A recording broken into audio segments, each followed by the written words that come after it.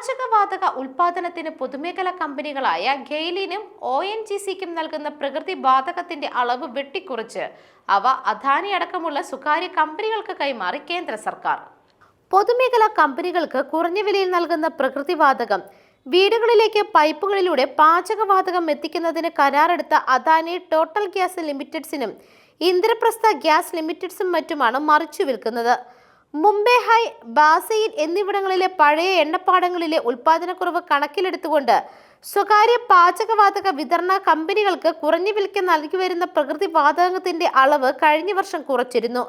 ഇതോടെ മറ്റിടങ്ങളിൽ നിന്ന് ഉയർന്ന വിലയ്ക്ക് ഇന്ധനം വാങ്ങേണ്ടി വന്നതായി ചൂണ്ടിക്കാട്ടി കമ്പനികൾക്ക് ഇന്ധനവില കൂട്ടി.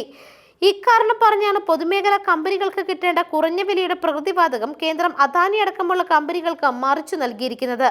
കേന്ദ്ര വിഹിതത്തിലുണ്ടായ കുറവ് പരിഹരിക്കാൻ പുതിയ എണ്ണപ്പാടത്തിൽ നിന്നുള്ള വില കൂടിയ പ്രകൃതിവാതകമോ ഇറക്കുമതി ചെയ്യുന്ന LNGയോ വാങ്ങാൻ ഗെയിലും ONGCയും നിർബന്ധിതമാകും.